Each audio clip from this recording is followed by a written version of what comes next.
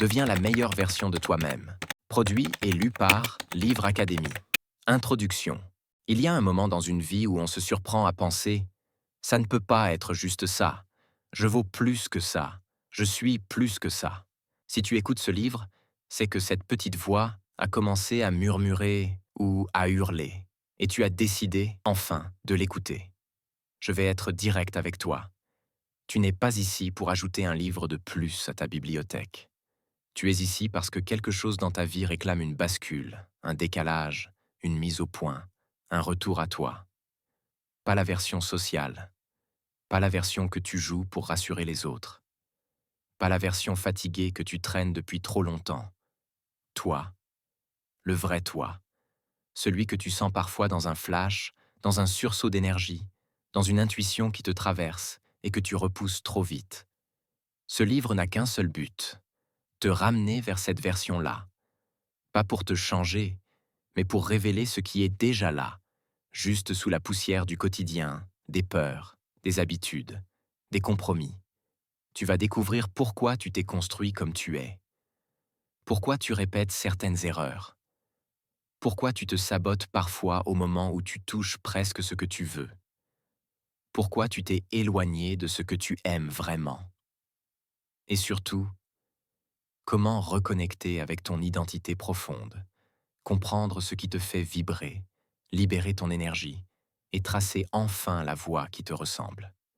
Pas de philosophie abstraite ici, pas de morale poussiéreuse, pas de tu devrais. On va travailler sur du réel. Tes croyances, tes schémas, ta voix intérieure, ta vision, ta force, ton histoire, tes habitudes, ce que tu es, ce que tu deviens, ce que tu peux être et que tu n'as plus envie de retarder. Si tu continues ce livre, il va te secouer un peu, t'éclairer beaucoup et t'aider à poser les choix que tu sais devoir faire, mais que tu reportes depuis trop longtemps. Ce n'est pas un livre pour t'endormir, c'est un livre pour t'éveiller. Prêt? Très bien. Rentrons dans le vif du sujet. Chapitre numéro 1. Qui es-tu vraiment? Découvre ton identité réelle.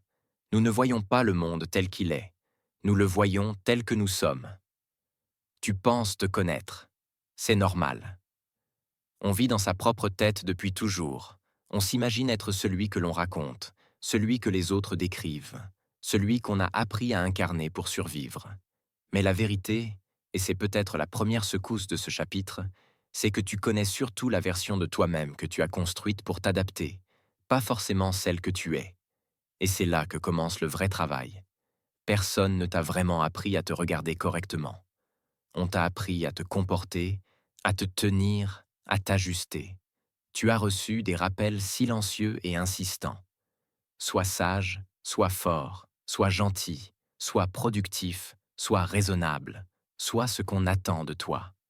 Chaque rôle que tu as joué, chaque masque que tu as adopté, chaque compromis que tu as fait, a laissé une empreinte. Il n'y a rien de mal à ça. On fait tout ça. C'est humain. C'est même nécessaire. Mais ça crée aussi un effet étrange. Tu crois être toi, alors que tu es surtout une superposition de couches qui ne sont pas toutes les tiennes. C'est comme si ta personnalité s'était construite comme un millefeuille. Un peu de toi, un peu des autres, un peu de peur, un peu de désir, beaucoup d'automatisme. Et ce millefeuille, tu l'appelles moi. Le problème, c'est que quand on veut révéler sa voix, vivre aligné, faire des choix vrais, ce moi bricolé ne suffit plus. Il te bloque. Il ralentit ta croissance. Il te maintient parfois dans des schémas qui ne te ressemblent plus depuis longtemps.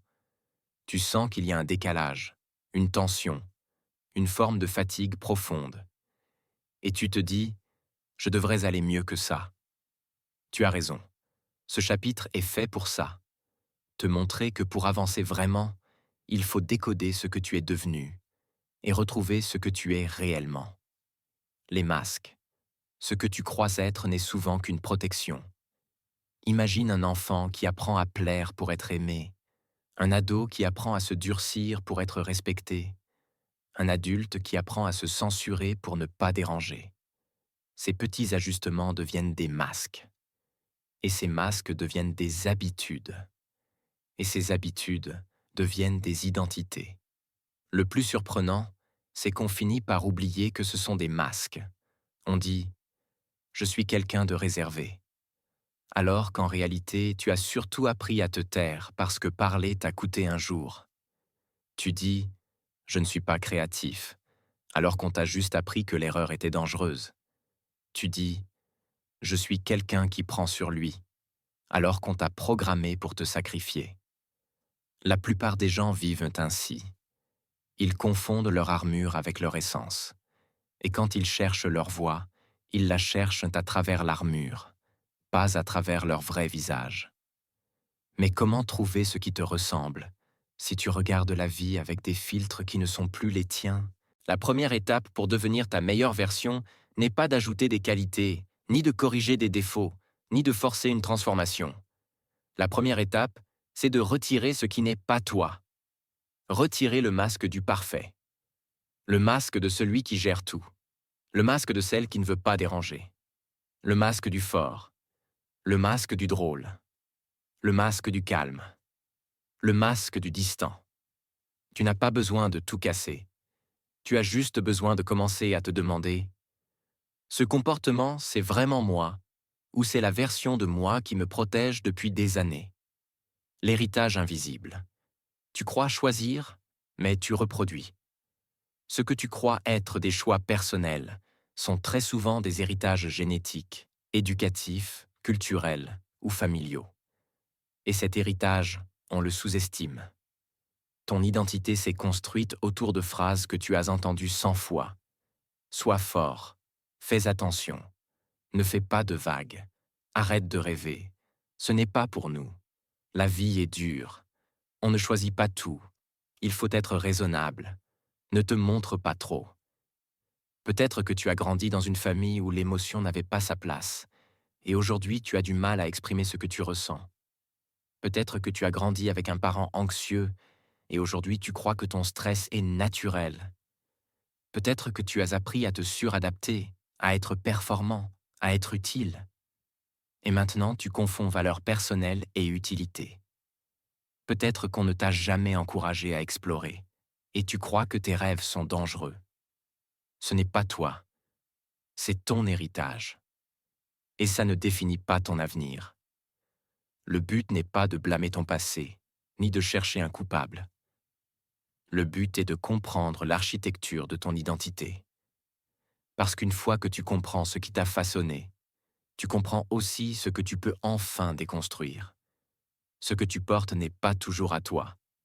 Et ce qui n'est pas à toi n'a pas à guider le reste de ta vie. Le conditionnement social. Le monde te dit qui être, mais rarement comment être toi. Tu te lèves chaque jour dans un monde qui te donne des injonctions.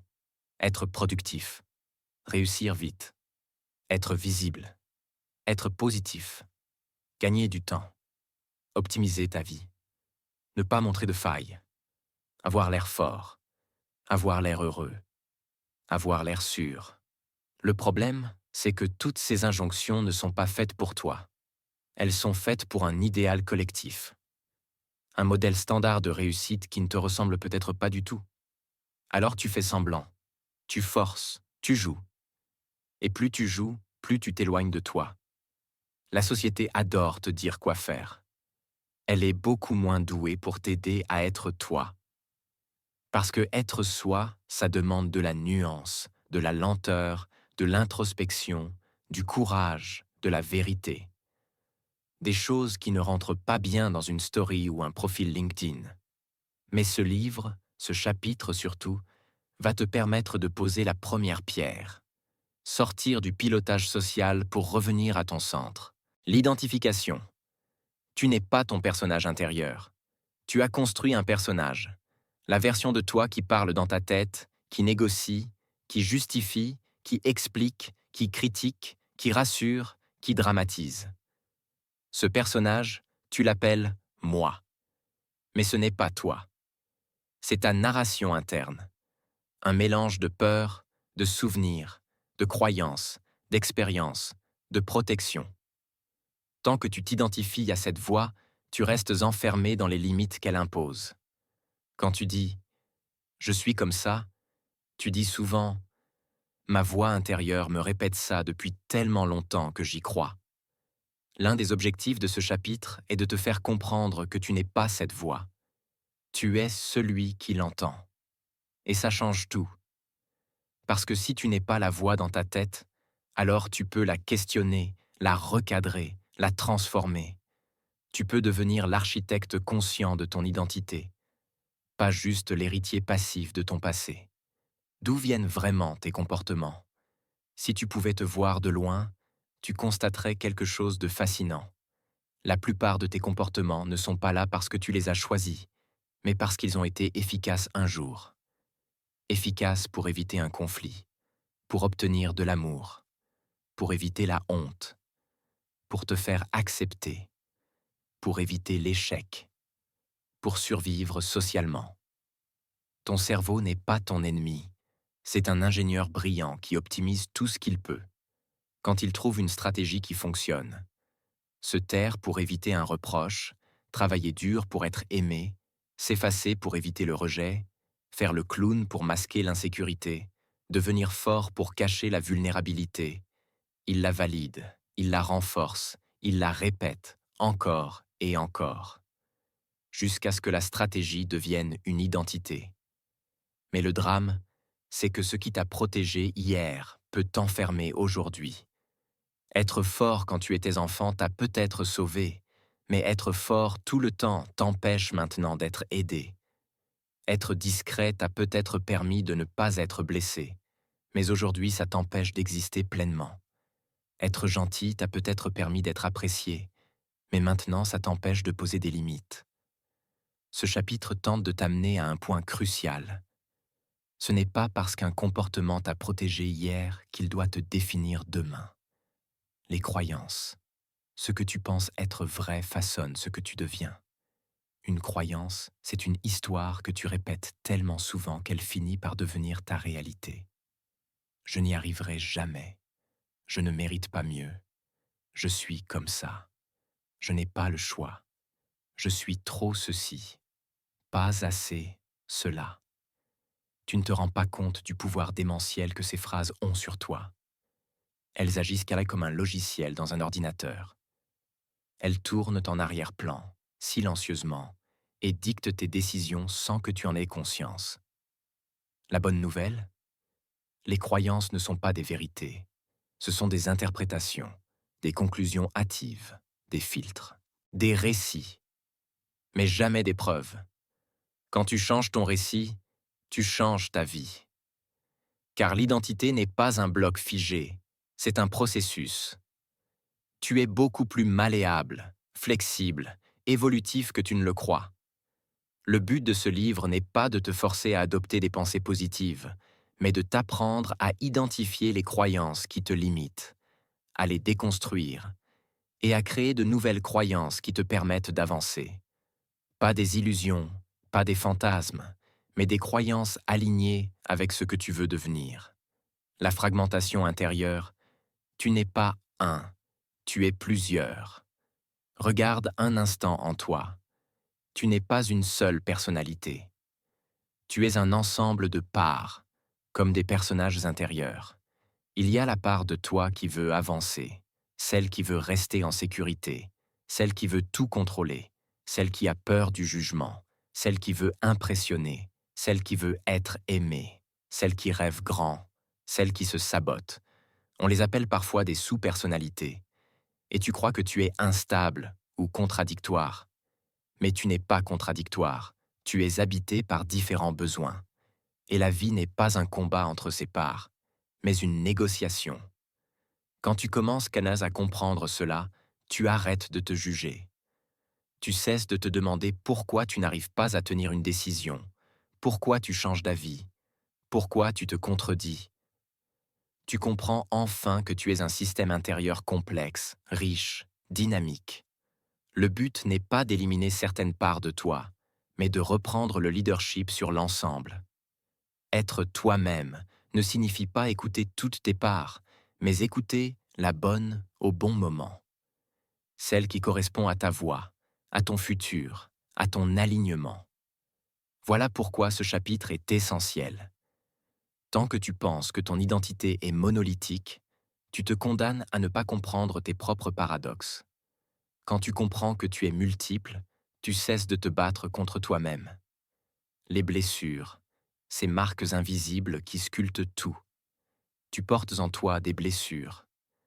Pas forcément des traumatismes majeurs, mais des milliers de micro-cicatrices émotionnelles qui façonnent ton rapport à toi, aux autres, à la vie.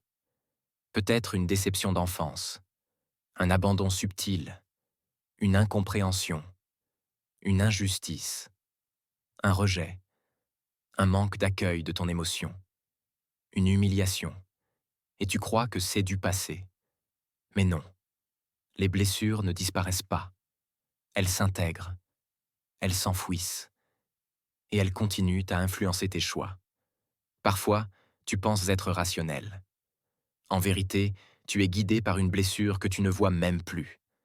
Tu quittes trop vite, tu restes trop longtemps, tu te surinvestis, tu te sous-estimes, tu fuis, tu contrôles, tu cherches la validation, tu refuses l'attachement, tu joues les forts, tu t'effaces. La blessure décide. Et toi, tu crois que c'est toi qui décides. Le travail identitaire commence quand tu observes ces mécanismes, non pas comme des défauts, mais comme des réponses de survie. Et tu vas voir que lorsque tu les identifies, elles perdent déjà une partie de leur pouvoir. Tu n'es pas brisé, tu n'es pas fragile, tu es construit, et tu peux te reconstruire autrement.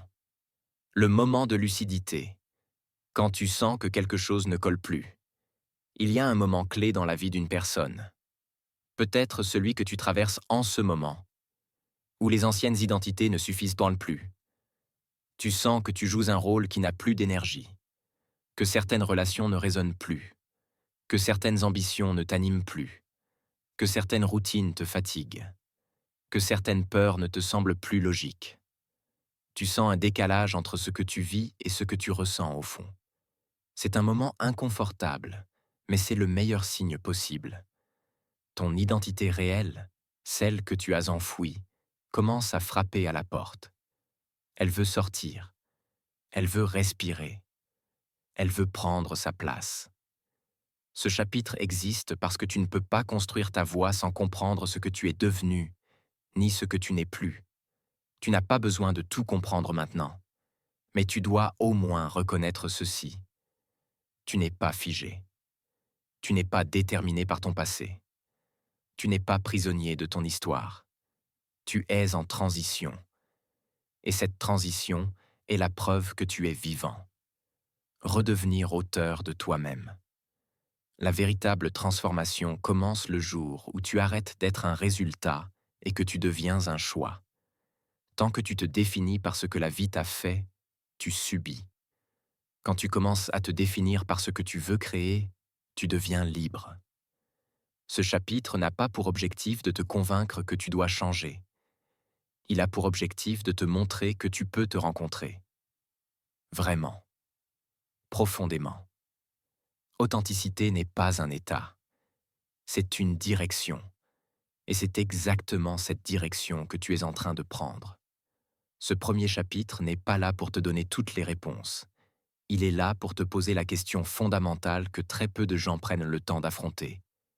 Qui suis-je? Vraiment?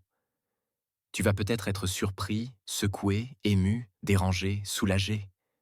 Mais tu vas surtout être en train de faire ce que peu de gens ont le courage de faire, te regarder en face. Celui que tu es vraiment commence à émerger. Et crois-moi, c'est une bonne nouvelle. Chapitre numéro 2. Comprendre tes forces, ton histoire et ton énergie. Ce que tu portes en toi n'est pas un mystère. C'est un ensemble de traces, de talents, d'élans et de mémoires qui n'attendent qu'une chose, que tu les regardes vraiment. On croit souvent que les forces sont quelque chose d'évident, un talent clair, une compétence visible, un don affirmé. Mais les forces profondes ne fonctionnent presque jamais comme cela. Elles se manifestent au quotidien, discrètement, dans les gestes les plus simples, dans la manière d'écouter, d'observer, d'apaiser, de réfléchir, d'accompagner ou de comprendre. Elles ne se présentent pas avec un éclat particulier. Elles sont intégrées à ta manière d'exister. Tu t'y es tellement habitué que tu ne les remarques même plus. Et pourtant, ces forces forment le socle de ta façon d'avancer. Elles définissent ce que tu fais naturellement mieux que la majorité des gens, même si tu ne t'en rends pas compte. Souvent, tu crois que ce que tu fais aisément est aussi facile pour tout le monde. Tu penses que ta capacité à organiser, rassurer, assimiler, relier, créer ou analyser n'a rien de spécial, parce qu'elle te semble naturelle. Mais justement, c'est ce qui la rend précieuse. Chaque être humain possède un ensemble de forces innées, parfois amplifiées par le vécu, parfois étouffées par les attentes extérieures. Longtemps, on t'a peut-être appris à travailler sur ce que tu ne savais pas faire, à corriger tes faiblesses, à combler tes manques. Le système éducatif, professionnel ou familial, t'a souvent transmis l'idée que la valeur venait de l'effort, de la difficulté, de ce qui demande du travail intense. Résultat, tu as consacré plus d'énergie à combler des lacunes qu'à amplifier tes talents réels. Tu as appris à te concentrer sur ce qui te résistait plutôt que sur ce qui te portait. Ce chapitre te ramène à cette vérité essentielle. Tes forces ne sont pas ce que tu forces. Ce ne sont pas les domaines où tu luttes. Ce ne sont pas les compétences que tu as acquises par obligation. Tes forces sont ce que tu fais sans effort, ce dans quoi tu entres naturellement, ce qui te vient spontanément, ce que tu réalises sans y penser vraiment. En les reconnaissant, tu arrêtes de te diminuer.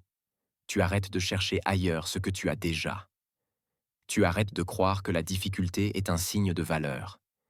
Tu commences à revenir vers ce que tu es naturellement capable de porter. Les forces réelles sont souvent silencieuses mais puissantes. Elles forment le point d'ancrage de ton identité, et en les reconnaissant, tu récupères une énergie immense que tu avais égarée. Ton histoire, ce qui t'a façonné sans que tu le choisisses. Beaucoup de forces naissent naturellement, mais d'autres se sont construites avec le temps. Certaines viennent de l'éducation, d'autres de l'environnement, d'autres de moments précis de ton histoire. Peut-être as-tu appris à devenir autonome parce que tu devais te débrouiller par toi-même. Peut-être as-tu appris à être attentif parce que tu devais comprendre les situations avant qu'elles n'arrivent. Peut-être as-tu développé une sensibilité fine parce que tu devais ressentir les ambiances pour rester en sécurité émotionnelle. Peut-être as-tu appris à gérer, organiser, contrôler ou anticiper parce que le monde autour de toi était instable, exigeant ou imprévisible. Ces forces construites semblent solides, mais elles demandent beaucoup d'énergie. Elles t'ont permis d'avancer, mais elles t'ont aussi fatigué. Elles t'ont donné une posture, un rôle, un comportement qui peut être utile, mais qui n'est pas toujours aligné avec ton rythme profond. Comprendre cela n'a rien à voir avec juger ton passé. Il ne s'agit pas d'évaluer ou de classifier ce que tu as vécu. Il s'agit seulement de mettre en lumière la logique intérieure qui te fait être comme tu es. Ton histoire émotionnelle n'est pas nécessairement dramatique. Parfois, il suffit d'un contexte particulier, de responsabilités trop lourdes, d'un manque de reconnaissance, d'un environnement où il fallait être fort, calme, performant ou discret.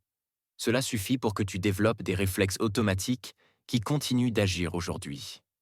Certains de tes comportements actuels ne sont pas des choix, ce sont des habitudes. Parfois, tu veux avancer, mais quelque chose en toi se retient. Parfois, tu veux t'affirmer, mais tu restes silencieux. Parfois, tu veux faire une pause, mais tu continues à t'activer. Parfois, tu veux te rapprocher de quelqu'un, mais tu prends de la distance. Ce ne sont pas des contradictions, ce sont des mémoires. Ce sont des traces d'un passé qui t'a appris comment survivre, comment tenir debout, comment être aimé, comment être accepté, comment éviter les conflits. En comprenant ton histoire, tu reprends le contrôle. Tu arrêtes de penser que tu fonctionnes mal. Tu comprends que tu fonctionnes logiquement. Ton histoire a construit des réflexes, mais ce chapitre t'apprend à les observer avec lucidité pour ne plus avancer en automatique. Tu peux garder ce qui t'a aidé et laisser ce qui t'épuise. Tu peux construire une manière d'agir qui te correspond, plutôt que reproduire des schémas qui appartiennent à un passé révolu. Ton énergie, le langage silencieux de ton corps. Ton corps ressent les choses avant ton mental.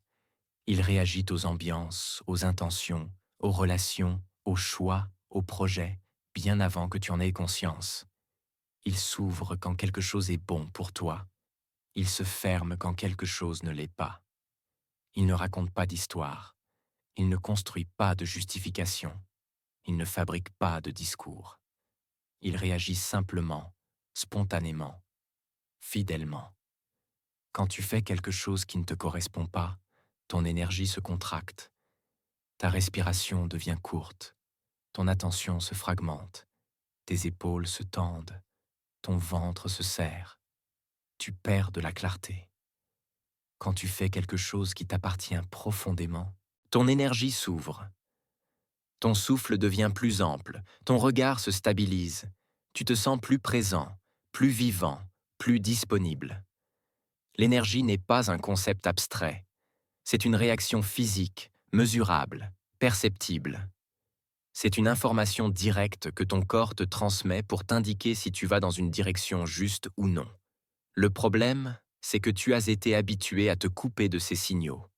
On t'a appris à tenir bon, à être raisonnable, à faire ce qu'il faut, à ignorer tes sensations, à fonctionner avec la tête. Ce chapitre te ramène à un apprentissage simple. Écouter ton énergie pour te respecter. Ce qui t'éteint n'est pas pour toi, même si tu peux le faire. Ce qui t'allume te parle, même si cela te fait peur. Ce qui t'équilibre te montre ton vrai chemin. Ton énergie est un guide, un GPS intérieur qui te montre les directions cohérentes. La reconnaître, c'est t'autoriser à avancer avec plus de fluidité, plus de naturel, plus de respect envers toi-même. Croiser tes forces, ton histoire et ton énergie. La naissance d'une cohérence. Quand tu mets ces trois dimensions ensemble, quelque chose de nouveau apparaît. Tu comprends pourquoi certaines situations te demandent un effort énorme, alors qu'elles semblent simples pour d'autres. Tu comprends pourquoi certaines relations te nourrissent et d'autres te fatiguent. Tu comprends pourquoi tu avances vite dans certains domaines et lentement dans d'autres. Tu comprends pourquoi tu hésites parfois alors que tu as toutes les compétences nécessaires. Tu comprends pourquoi tu te sens attiré par certaines directions et repoussé par d'autres sans explication logique. Tu comprends pourquoi certaines périodes de ta vie t'ont porté et pourquoi d'autres t'ont vidé.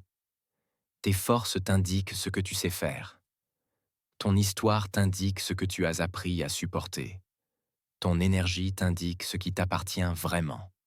Quand les trois s'alignent, tu avances sans te trahir. Tu progresses naturellement. Tu deviens créatif, stable, clair. Tu comprends que tu n'es pas contradictoire. Tu es simplement complexe, structuré et cohérent. Ce que tu voyais comme des paradoxes sont en réalité des intersections logiques. Ce que tu interprétais comme des défauts sont parfois des protections. Ce que tu considérais comme des erreurs sont parfois des signaux. Et ce que tu pensais être de la faiblesse était souvent une surcharge ou une fatigue accumulée. Ce chapitre t'apprend à te regarder comme un ensemble, pas comme une liste de qualités ou de défauts isolés. Tu n'es pas un puzzle éparpillé. Tu es un système complet qui suit une structure précise. En regardant l'ensemble, tu commences enfin à t'unifier. Message final du chapitre. Tu ne peux pas avancer avec puissance si tu ne sais pas avec quelle force tu progresses, quel mécanisme t'influence ton corps et quelle énergie te guide réellement. Ce chapitre n'a pas cherché à te transformer. Il t'a offert un miroir large, stable, clair. Il t'a montré comment tu fonctionnes, pourquoi tu ressens certaines choses, pourquoi tu réagis de certaines façons, pourquoi tu répètes certains schémas, pourquoi tu réussis instinctivement dans certains contextes et pourquoi tu t'épuises dans d'autres.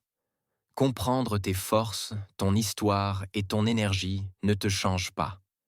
Cela t'éclaire, et toutes les transformations durables naissent d'une clarté nouvelle. Maintenant que tu vois plus précisément comment tu es construit, tu vas pouvoir avancer plus simplement, plus consciemment et surtout plus aligné. La suite de ton chemin ne dépend plus de ce que tu crois devoir être, mais de ce que tu es vraiment. Et c'est là que commence la transformation la plus profonde. Chapitre numéro 3. Débloquer ton potentiel en changeant tes habitudes clés. Nous sommes ce que nous répétons chaque jour. L'excellence n'est donc pas un acte, mais une habitude. On t'a appris à croire que ta vie changerait si tu décidais fort, très fort, de changer. Qu'il suffisait d'avoir de la volonté. Qu'il fallait se bouger, se motiver, prendre son courage à deux mains. Mais si la volonté suffisait, les salles de sport seraient pleines en mars. Les régimes dureraient plus longtemps que 3 semaines. Les projets commencés deviendraient des accomplissements. Et les rêves d'hier ne seraient pas encore en attente aujourd'hui. La volonté est une étincelle, pas un moteur. L'erreur n'est pas que tu manques de volonté. C'est que tu crois qu'elle est l'outil principal. Ce chapitre va te révéler quelque chose que personne ne t'a expliqué clairement. Tu n'es pas guidé par ta volonté, mais par ton système d'habitude. Ce que tu fais tous les jours décide de ta vie beaucoup plus que ce que tu décides une fois de temps en temps. Tu peux avoir une vision magnifique, mais si tes habitudes quotidiennes ne soutiennent pas cette vision, tu restes dans le rêve. Et inversement, tu peux douter, procrastiner, manquer de confiance. Si tes habitudes t'alignent dans la bonne direction, tu avanceras même les jours sans courage. Le véritable potentiel ne se débloque pas en changeant ce que tu veux, mais en changeant ce que tu répètes. L'architecture d'une habitude, ce qui te contrôle sans que tu le vois. Une habitude n'est pas une simple action. C'est une boucle entière composée d'un déclencheur, d'une action, puis d'une récompense. Et la majorité de ces boucles fonctionnent dans ta vie depuis tellement longtemps qu'elles sont devenues invisibles. Tu ouvres ton téléphone dès que tu t'ennuies. Déclencheur. Vide. Action. Scroll. Récompense. Microshot de dopamine. Tu grignotes quand tu es stressé. Déclencheur. Tension. Action. Nourriture. Récompense. Apaisement temporaire. Tu procrastines quand une tâche te semble trop grande. Déclencheur. Inconfort. Action. Éviter. Récompense. Soulagement immédiat. Tu avances en automatique, et l'automatique n'a qu'un seul but, te ramener vers ce qui te donne la sensation la plus immédiate de confort, même si c'est un confort toxique. Ton potentiel ne se débloque pas en forçant contre toi-même, mais en comprenant comment tes habitudes se construisent pour que tu puisses enfin les reprogrammer. La plupart de tes échecs ne sont pas des fautes personnelles, ce sont des systèmes mal conçus. Les habitudes qui sabotent ton potentiel. Certaines habitudes t'éteignent sans même que tu t'en rendes compte. Elles rongent ta puissance réelle, ta motivation, ton focus, ton estime de toi. Elles t'absorbent, te dispersent, t'usent. Ce ne sont pas forcément des grandes catastrophes. Les vraies habitudes destructrices sont petites, discrètes, répétées. Comme ces gouttes d'eau qui creusent la pierre. L'habitude de tout remettre à plus tard. L'habitude de dire oui quand tu penses non. L'habitude de t'excuser d'exister. L'habitude de vérifier ton téléphone dès que tu ressens un micro-malaise intérieur. L'habitude de te critiquer au lieu de t'encourager. L'habitude de te comparer alors que tu sais que ça te vide. L'habitude de t'adapter aux autres au détriment de ta vraie direction. L'habitude de remplir ton temps au lieu de nourrir ton énergie. Chacune de ces habitudes te coupe de ta croissance. Ce chapitre n'est pas là pour te juger. Il est là pour te montrer comment casser ces micro-pièges avec un système simple, concret, qui te redonne du pouvoir. La petite victoire quotidienne, ton accélérateur caché. Voici quelque chose que très peu de livres osent dire clairement. Ta transformation ne dépend pas d'exploits, mais d'accumulation. Et cette accumulation se fait par des micro-victoires. Une habitude positive, répétée chaque jour, crée un effet cumulatif exponentiel. Pas linéaire. Exponentiel. 10 minutes d'apprentissage chaque jour valent mieux qu'1 heure par semaine. 5 minutes de respiration quotidienne valent mieux qu'un week-end de self-care. Un geste de courage par jour vaut mieux qu'une grande décision prise une fois dans l'année. Quand tu comprends cela, tu arrêtes d'attendre un moment parfait, un grand déclic, un coup de motivation venu du ciel. Tu cesses de dire « plus tard ». Tu reviens au maintenant, à ce micro-choix qui n'a l'air de rien, mais qui, répété, modifie ton identité. Tu deviens la personne qui fait. Et c'est ce changement d'identité, bien plus que le changement d'habitude, qui transforme ta vie. Pourquoi tu n'arrives pas à tenir tes bonnes résolutions? Chaque fois que tu as essayé de changer une habitude, une résistance est apparue. Cette résistance n'est pas un sabotage volontaire. C'est la protection automatique de ton cerveau. Il déteste la nouveauté parce qu'elle lui coûte de l'énergie. Il déteste l'inconfort parce qu'il associe cela à un danger. Il déteste la lenteur parce qu'il veut des résultats instantanés. Alors, dès que tu commences quelque chose de nouveau, sport, méditation, écriture, apprentissage, discipline, ton cerveau cherche à t'en détourner. Il n'a rien contre ton évolution. Il préfère juste ta survie immédiate à ton expansion future. Une habitude nouvelle crée un inconfort. Un inconfort crée une alarme interne. Une alarme interne crée une excuse. Et l'excuse crée l'abandon. Ce chapitre va te montrer comment détourner ce mécanisme, en rendant la nouvelle habitude plus facile, plus accessible, plus récompensante que l'ancienne. Pas en te battant contre toi-même, en reconfigurant ton automatisme. Changer une habitude sans la violence. On t'a appris que changer devait faire mal, que si tu ne souffres pas, tu n'avances pas, que ce qui ne te tue pas te rend plus fort. Mais en réalité, la douceur est un outil plus puissant que la force. Une habitude durable ne se construit pas dans la violence intérieure, mais dans la répétition fluide. Ce n'est pas une bataille. C'est un réglage. Une nouvelle habitude n'a pas besoin d'être héroïque. Elle a besoin d'être quotidienne. Ce chapitre te montrera comment diminuer la friction, comment créer un environnement gagnant, comment automatiser sans forcer, comment contourner tes résistances au lieu de t'y écraser. La transformation la plus puissante est toujours douce, parce qu'elle devient naturelle. L'environnement, le facteur que tout le monde oublie. Tu peux avoir les meilleures intentions du monde, mais si ton environnement tire dans la direction opposée, tu perds. Pas parce que tu manques de discipline, mais parce que tu sous-estimes la puissance du contexte. Ton cerveau est un organisme d'adaptation. Il se modèle automatiquement en fonction de ce qui l'entoure. Si tu veux changer une habitude, commence par changer ce qui l'alimente. Une cuisine remplie d'aliments que tu veux éviter n'est pas un test pour ton courage, c'est une défaite programmée. Un bureau désordonné est une distraction permanente. Un téléphone posé à côté de toi est une invitation à casser ton focus. Des relations négatives sont des drains invisibles. Un mode de vie trop saturé empêche l'émergence de nouvelles routines. Ton environnement n'est pas neutre. Il décide de ce que tu fais quand tu ne réfléchis pas. Et comme 95% de tes actions sont automatiques, l'environnement gagne toujours. Ce chapitre t'apprend à utiliser ce mécanisme en ta faveur. Tu ne changes pas ton identité en te forçant. Tu changes ton identité en devenant la personne pour qui il est naturel de faire les choses que tu veux faire. Et cela passe par un environnement qui te soutient au lieu de te freiner. Le piège de l'identité rigide.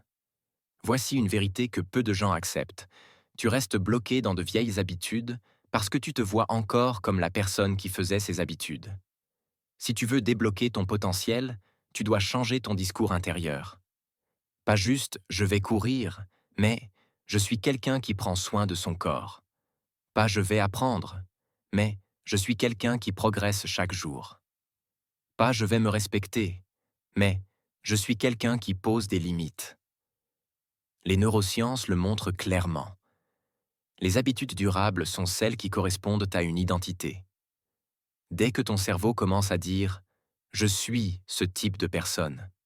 Les résistances chutent. Mais tant que ton identité dit « je suis paresseux, je suis anxieux, je suis désorganisé, je suis nul pour ça », tu combats ta propre image. Dans ce chapitre, tu vas apprendre à te définir non pas en fonction de ton passé, mais en fonction de ton futur. Ton identité n'est pas une conséquence, c'est un choix. Créer des habitudes alignées, le cœur du changement durable. Beaucoup de gens adoptent des habitudes parce qu'elles sont bonnes, pas parce qu'elles leur ressemblent.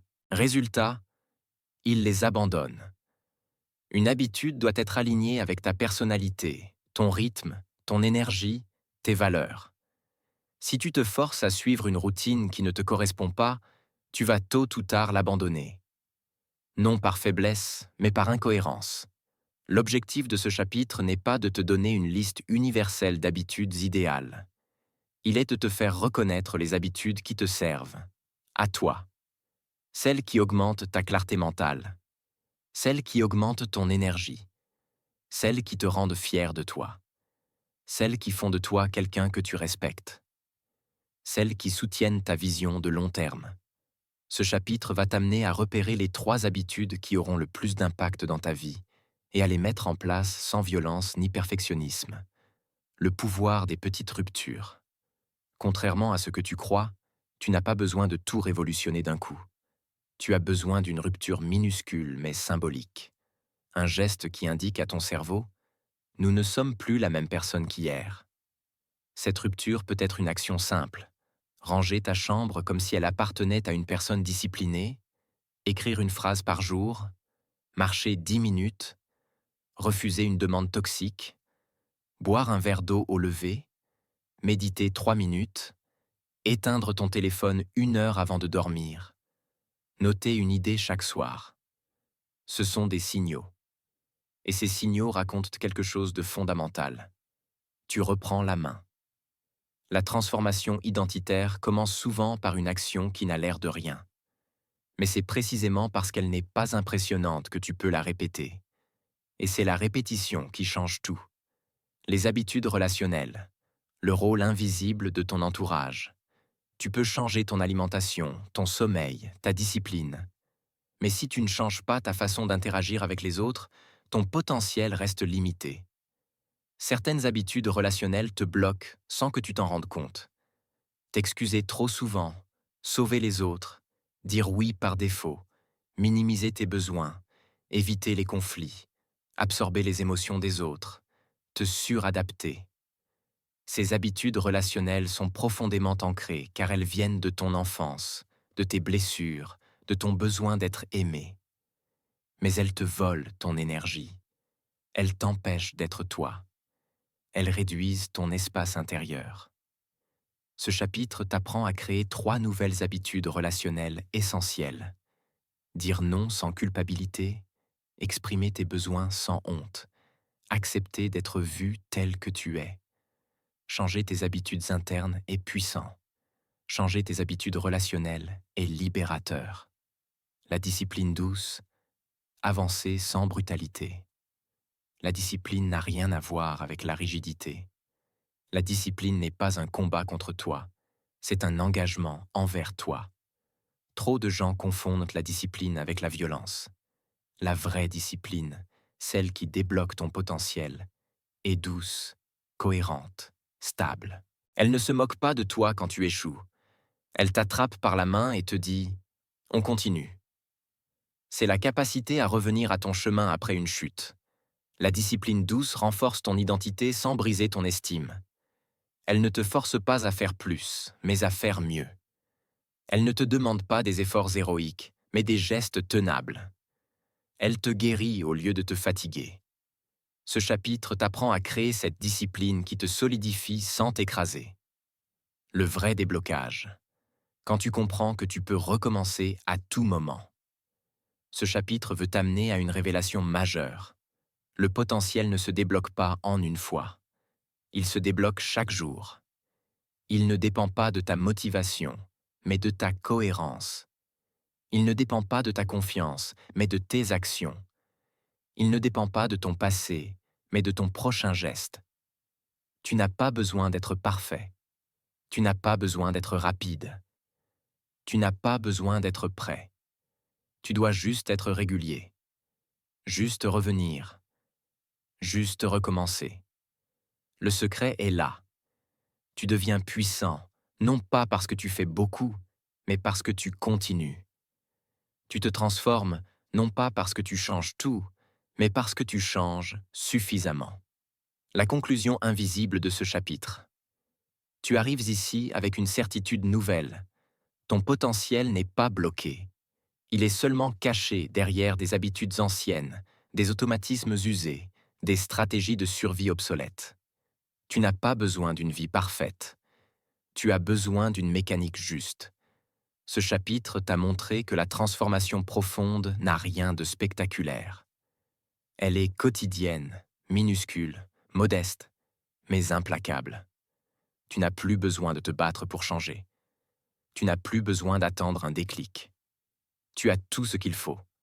Un système, une direction, une vérité intérieure. Maintenant, tu sais comment avancer. Et crois-moi, c'est comme ça que tout commence vraiment. Chapitre numéro 4. Trouver ta voie. Ce qui te fait vibrer vraiment. Ta vision devient claire lorsque tu regardes dans ton cœur. Celui qui regarde à l'extérieur rêve. Celui qui regarde à l'intérieur s'éveille. Il existe un instant, souvent silencieux, parfois brutal, où tu sens que la route que tu prends n'est pas vraiment la tienne. Ce n'est pas un échec, ce n'est pas un drame, ce n'est même pas une crise. C'est un décalage. Une sensation sourde, comme si ta vie avançait, mais légèrement à côté de toi. Tu fais ce que tu dois, tu remplis ton rôle, tu respectes l'ordre des choses. Pourtant, une part de toi se demande « Et moi, dans tout ça ?» Tu as déjà ressenti ce léger vertige, cette impression que tu t'es absenté de ta propre existence, comme si tu vivais, mais par procuration. Ce chapitre existe pour ça, pour t'aider à revenir exactement là où tu t'es perdu. Parfois il y a 10 ans, parfois la semaine dernière, parfois hier matin, et pour t'aider à retrouver le fil rouge de ta vie. Pas celui que les autres imaginent pour toi, pas celui que la société célèbre, pas celui que ton passé t'a dicté. Le tien. Pourquoi trouver sa voie n'a rien à voir avec une passion. On t'a vendu l'idée que pour trouver ta voie, tu devais trouver ta passion. C'est faux. Et c'est même dangereux. La passion est une émotion, un feu, un élan. La voie, elle, est un axe. La passion peut t'allumer. La voie te construit. La passion peut aller et venir. La voie demeure. Ce chapitre va t'apprendre à arrêter de chercher ce qui te passionne, pour commencer à chercher ce qui te ressemble. C'est très différent. La passion peut t'impressionner. La voie t'apaise. La passion te donne un pic d'énergie. La voie te donne une direction stable. La passion t'emballe. La voie t'aligne. Beaucoup de gens se sentent perdus parce qu'ils attendent une passion spectaculaire, un appel du destin, une évidence soudaine. En réalité, ta voix n'est pas une explosion intérieure. C'est une reconnaissance. Quelque chose en toi murmure. Oui, c'est par là. Et tu sens que même si ce n'est pas facile, même si ce n'est pas parfait, même si ce n'est pas encore clair, tu te sens plus toi en marchant vers cette direction. La voie est une cohérence, pas un coup de foudre. Ton axe intérieur, ce que tu veux vraiment, derrière ce que tu crois vouloir. Pour trouver ta voie, il faut aller au-delà de tes envies superficielles.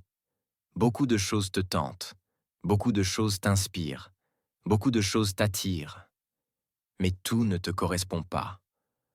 Au fond de toi, il existe un axe, un noyau, une ligne directrice qui explique pourquoi certaines choses t'attirent tôt plus que d'autres, pourquoi certains environnements t'apaisent, pourquoi certaines activités te nourrissent profondément.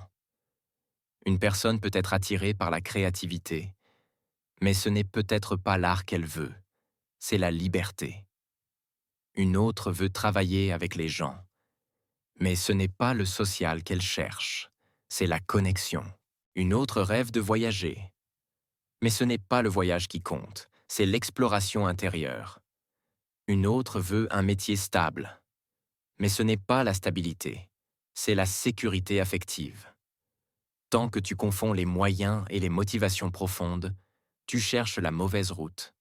Ce chapitre va te montrer comment descendre au niveau sous-jacent, celui de tes besoins essentiels, celui de tes valeurs profondes, celui de tes moteurs naturels. Parce que la voie n'est pas quelque chose que tu choisis sur un catalogue, c'est quelque chose que tu reconnais comme t'appartenant depuis toujours. Les valeurs, ton GPS silencieux. Tes valeurs sont les piliers de ta voie. Pas les valeurs morales imposées par la société. Les tiennes. Ce qui te tord le ventre quand tu vas contre. Ce qui t'allume quand tu l'honores. Ce qui te blesse quand c'est menacé. Ce qui te nourrit quand c'est respecté. Peut-être que ta valeur première est la liberté, ou la loyauté, ou la vérité, ou la création, ou la justice, ou l'harmonie, ou la croissance. On ne t'a jamais appris à les nommer, encore moins à les défendre. Alors tu as vécu des situations incohérentes, en te demandant pourquoi tu te sentais mal alors que tout semblait bien. Ce n'était pas ton intuition qui exagérait, c'était ta valeur qui criait. Une vie alignée sur tes valeurs est une vie qui respire. Une vie qui va contre est une vie qui se contracte. Ce chapitre va t'aider à repérer tes valeurs fondamentales, pas celles que tu affiches, mais celles que tu ressens. Et quand tu verras lesquelles gouvernent vraiment ton cœur, ta voix commencera à s'éclairer d'elle-même. Les envies qui persistent, les indices que tu ignores depuis trop longtemps. Depuis des années, certaines envies reviennent. Parfois elles sont discrètes, parfois elles te surprennent, parfois elles te font honte parce que tu les trouves pas raisonnables. Mais elles reviennent. Toujours. Comme si la vie te disait la même chose, encore et encore, en espérant que cette fois, tu vas écouter. Ces envies répétitives ne sont pas des caprices. Ce sont des signaux, les choses que tu n'arrives pas à oublier, les directions qui te hantent légèrement, les rêves que tu repousses mais qui reviennent, les idées qui t'arrivent sans effort, les domaines dans lesquels tu te perds naturellement, les activités où le temps disparaît. Ce sont des indices. Ils ne te montrent pas encore la destination, mais ils montrent très clairement la direction. Et tant que tu les ignores, tu te coupes de toi. Dans ce chapitre, tu vas apprendre à les écouter vraiment, à les laisser avoir une place, à les considérer comme les boussoles naturelles de ton être. Car les envies persistantes ne sont pas des distractions. Ce sont des rappels. La paix intérieure comme indicateur majeur. Quand tu marches dans la bonne direction, tu le sens. Pas forcément parce que c'est facile. Parfois, ta voix te demande du courage, de la persévérance, du changement. Mais tu sens une paix particulière. Ça sonne juste. Tu peux être stressé, oui, inquiet parfois, mais jamais en conflit avec toi-même. La paix intérieure n'est pas l'absence d'effort, c'est l'absence de contradiction. Quand tu es sur ta voie, tu n'es pas forcément détendu, mais tu es aligné. Et ça, c'est un critère infaillible. As-tu déjà fait un choix difficile, mais après l'avoir pris, tu as senti une libération profonde? C'est ça. À l'inverse, as-tu déjà fait un choix logique, raisonnable, stratégique, et pourtant tu t'es senti plus lourd, plus contracté? C'est aussi ça. Ta voix ne s'intellectualise pas, elle s'éprouve. Et la paix intérieure est son empreinte. La confusion, le signe que tu es sur le point de comprendre. Quand tu cherches ta voie, tu traverses une phase étrange où tu crois que tu perds tes repères, alors qu'en réalité, tu es en train de les changer. C'est ce moment où tu ne sais plus exactement ce que tu veux, mais tu sais clairement ce que tu ne veux plus. Tu n'es pas perdu, tu es en transition. La confusion n'est pas un échec, c'est un déblayage. Tu descends dans tes couches profondes, tu apprends à distinguer ce qui t'appartient de ce qui t'a été imposé. Et le cerveau n'aime pas ça, il préfère les certitudes. Donc ils paniquent. Mais cette panique est un signe de croissance. Ce chapitre t'apprendra à ne pas fuir la confusion, mais à l'utiliser, car elle précède toujours une révélation. Toujours. Ce qui te fait vibrer, la boussole la plus fiable que tu possèdes. Il existe dans ta vie des moments où tu sens quelque chose d'indescriptible s'allumer en toi. Une vibration, une chaleur, un élan, une expansion. C'est discret, mais très réel. C'est ton corps qui parle, avant ton mental, avant tes peurs, avant tes raisonnements. Cette vibration est le signal le plus fiable pour trouver ta voie. Pas parce qu'elle te donne une réponse, mais parce qu'elle te montre ce qui te connecte à ton identité profonde. Ce qui te fait vibrer n'est jamais un hasard. C'est toujours le point de rencontre entre tes forces naturelles, tes valeurs essentielles et ton énergie vitale.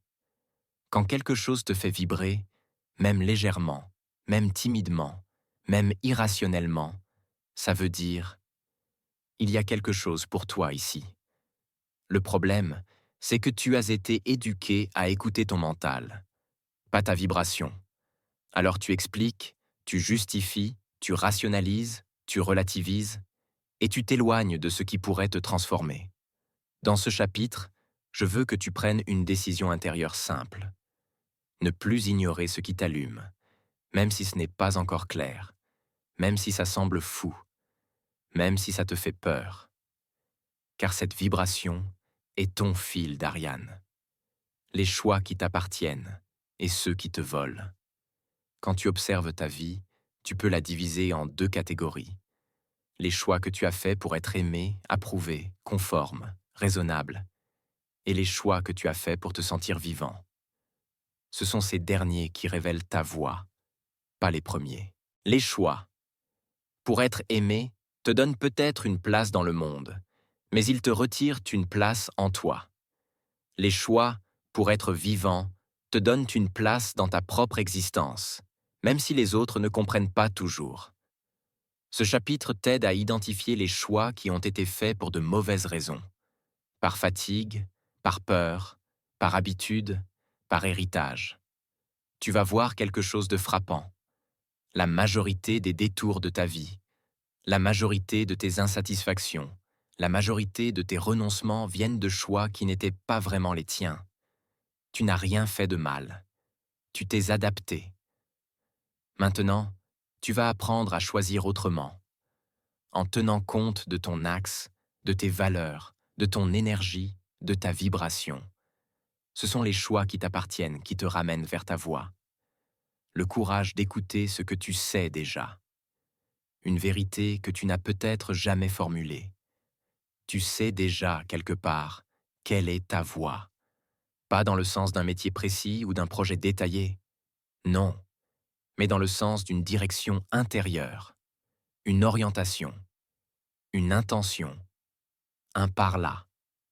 À chaque fois que tu y penses, tu ressens un mélange de désir et de peur, de clarté et de panique, de légèreté et d'intensité. Ce n'est pas un hasard. C'est ton âme qui cogne doucement à la porte. Tu n'es pas perdu. Tu hésites. Ce chapitre t'apprend à écouter cette intuition profonde, même si elle n'est pas rationnelle, même si elle n'est pas validée par ton entourage, même si elle ne rentre dans aucune case.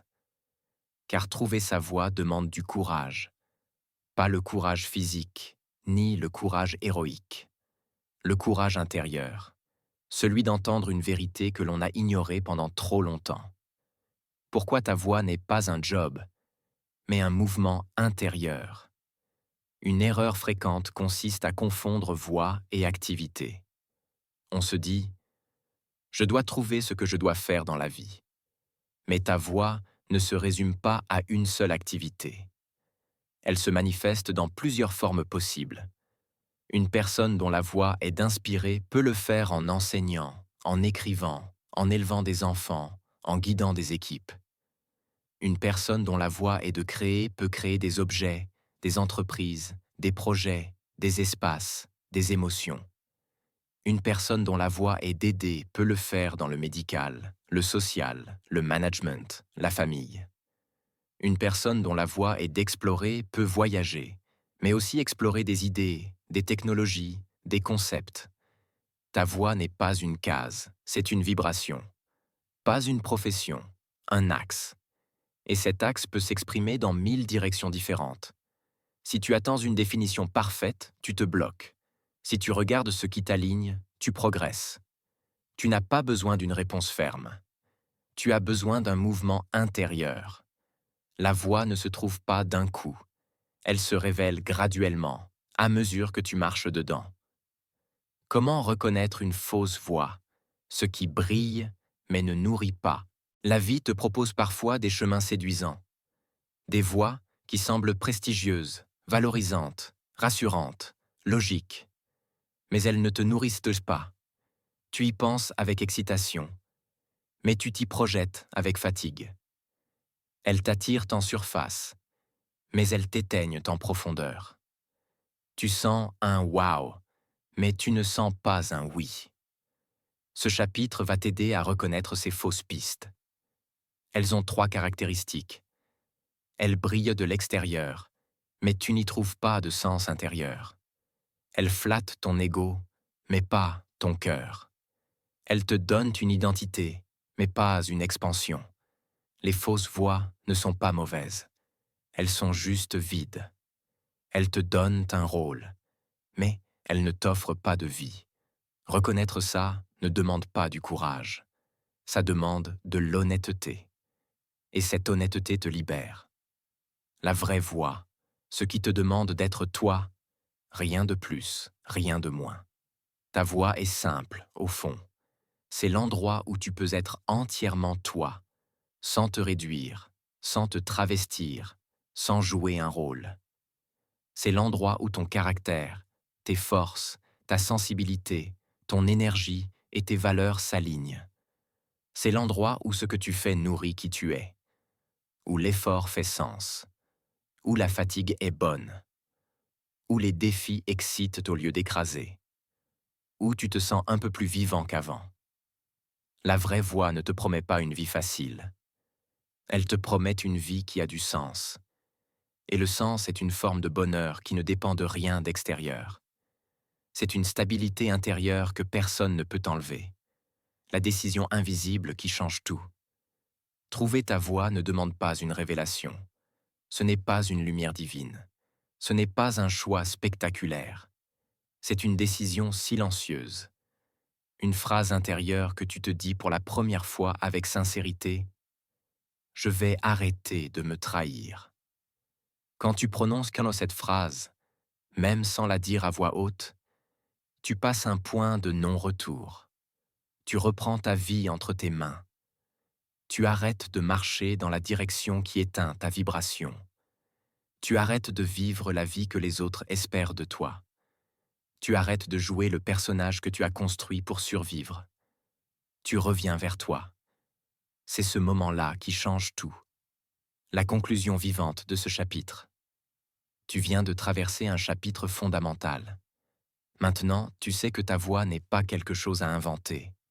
C'est quelque chose à reconnaître. Tu n'es pas en train de chercher dehors. Tu es en train de te retrouver dedans. Ce chapitre n'est pas une fin. C'est une ouverture. Car une fois que tu sais ce qui te ressemble, tu peux construire la vie qui va avec. Et ça, c'est exactement ce que nous allons faire ensemble dans le prochain chapitre. Chapitre numéro 5. Construire la version de toi qui avance. Nous ne devenons pas nouveaux. Nous cessons seulement d'être anciens. Tu n'as pas besoin de devenir quelqu'un d'autre. À ce stade du livre, quelque chose en toi a déjà bougé. Tu le sens. Comme si un espace intérieur s'était ouvert, comme si certaines illusions étaient à tomber, comme si tu voyais enfin là où tu t'étais trahi et là où tu t'étais oublié. C'est normal. Tu viens de parcourir tes profondeurs, de comprendre ton identité réelle, de reconnaître tes forces, d'apaiser tes blessures, d'observer tes habitudes, de sentir ta voix intérieure. Mais ce chapitre n'a pas pour but de tout révolutionner. Il a pour but de te ramener à une vérité fondamentale. Tu n'as pas besoin de devenir quelqu'un d'autre. Tu as juste besoin de devenir toi, pleinement. La version de toi qui avance n'est pas un personnage héroïque, discipliné, parfait, infatigable. Non, c'est une version de toi débarrassée de ce qui l'alourdissait. Une version de toi qui marche, simplement, mais avec cohérence. Une version de toi qui cesse de se compliquer la vie. Une version de toi qui suit son axe au lieu de suivre ses peurs. Une version de toi qui avance, même lentement, parce qu'elle avance dans le bon sens. Pourquoi la transformation ne se produit jamais d'un coup? On croit souvent qu'une transformation arrive comme une explosion, un déclic, un moment fort, une décision radicale. Mais la vérité, c'est que la transformation est graduelle, invisible au début, subtile, silencieuse.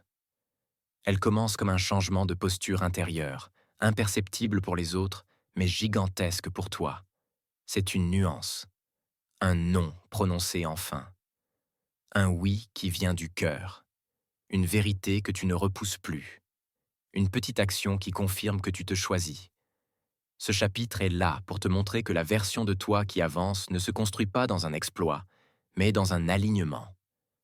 Tu ne changes pas ta vie d'un seul geste. Tu la changes en changeant ton rapport à toi. La bascule n'est pas spectaculaire. Elle est intime. L'identité nouvelle. Ce que tu fais devient ce que tu es. Le moteur de ta progression n'est pas ce que tu crois être, mais ce que tu acceptes de faire. Peu à peu, chaque action répétée devient une part de ton identité. Chaque fois que tu avances, même d'un millimètre, tu envoies un signal à ton cerveau. Je suis quelqu'un qui avance. Chaque fois que tu prends une décision alignée, tu dis à ton système nerveux, tu peux me faire confiance. Chaque fois que tu poses une limite, tu te rappelles, ma place compte. Chaque fois que tu refuses la facilité toxique, tu renforces ton axe. L'identité n'est pas fixe, elle est vivante, fluide, modelable. Tu ne décides pas ton identité. Tu construis ton identité par tes choix. Ce chapitre t'amène à comprendre que tu deviens la personne que tu incarnes quotidiennement, pas celle que tu imagines dans tes rêves. Le futur que tu veux n'a besoin que d'une chose, que tu commences à agir comme la personne que tu veux devenir.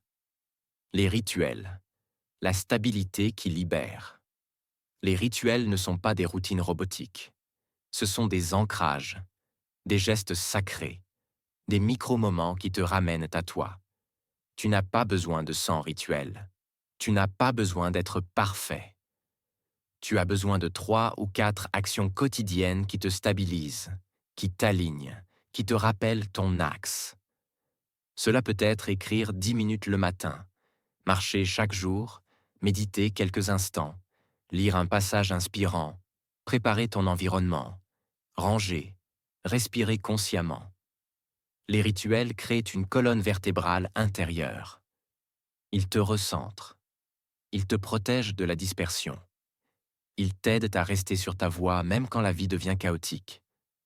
Ce chapitre t'apprend à créer ces rituels non pas pour être productif, mais pour être présent. Tu ne peux pas devenir ta meilleure version dans le chaos permanent, mais tu peux devenir puissant dans la stabilité. La constance, ce qui te construit dans l'ombre.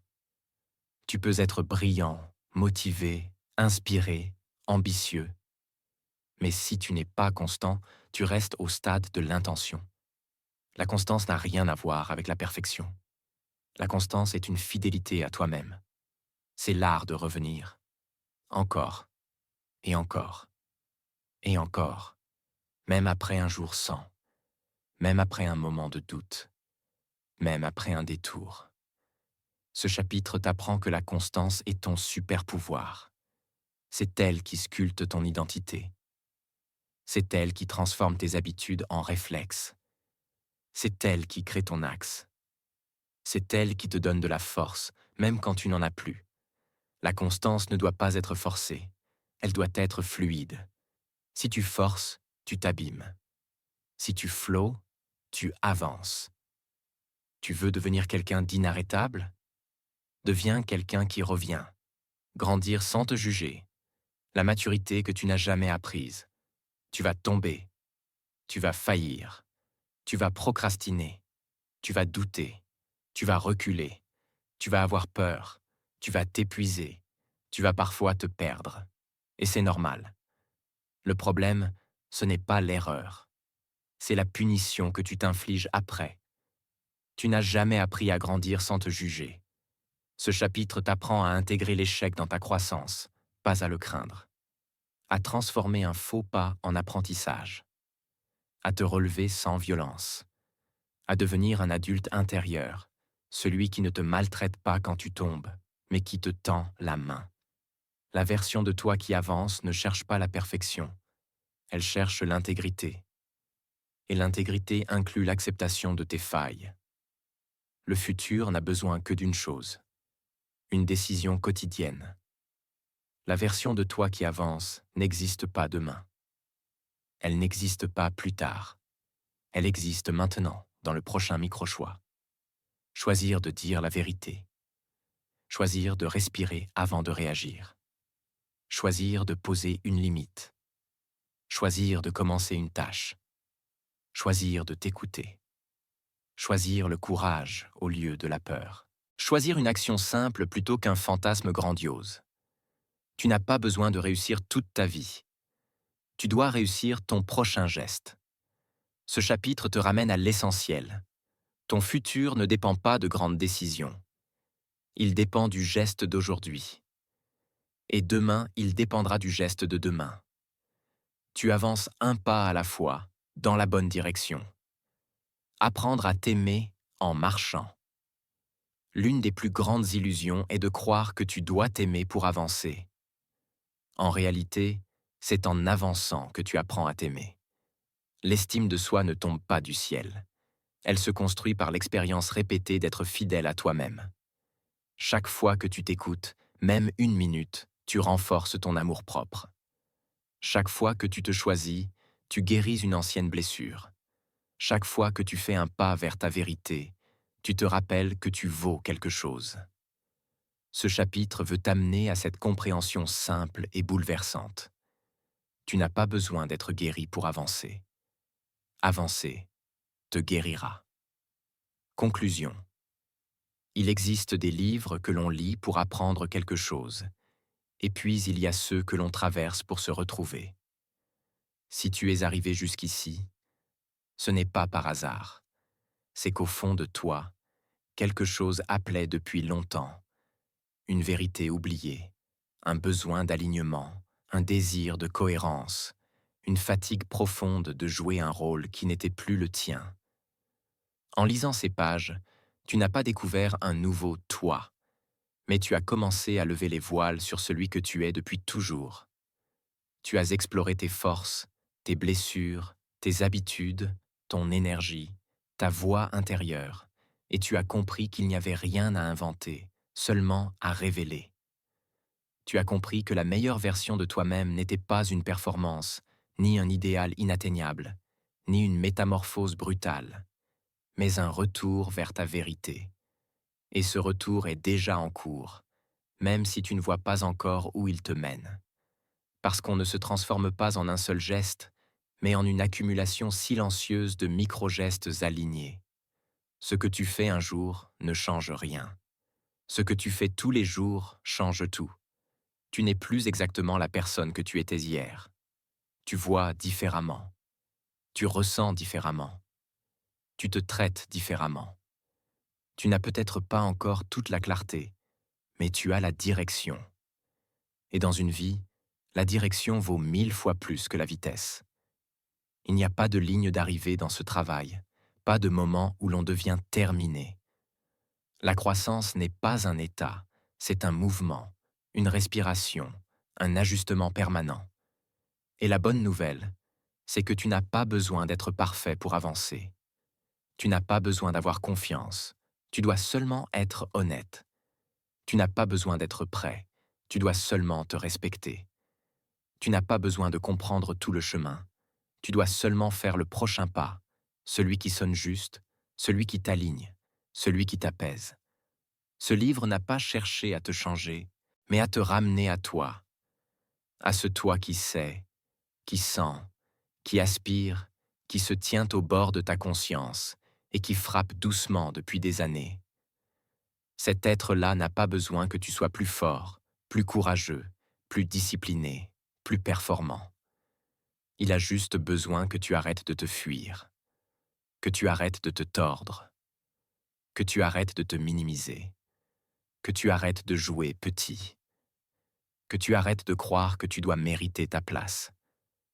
Aujourd'hui, tu sais que tu peux avancer autrement, avec douceur, avec vérité, avec cohérence. Et chaque fois que tu t'écouteras, même un peu, même maladroitement, même timidement, tu vas renforcer cet axe intérieur qui te guide déjà. Alors voilà, rien n'est fini. Tout commence.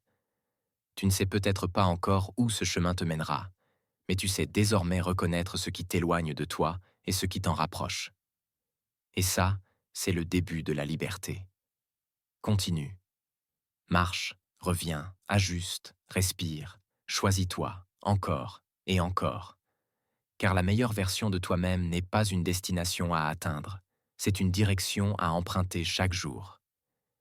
Et maintenant que tu as mis un pied dessus, tu ne pourras plus jamais totalement faire marche arrière. Et c'est tant mieux.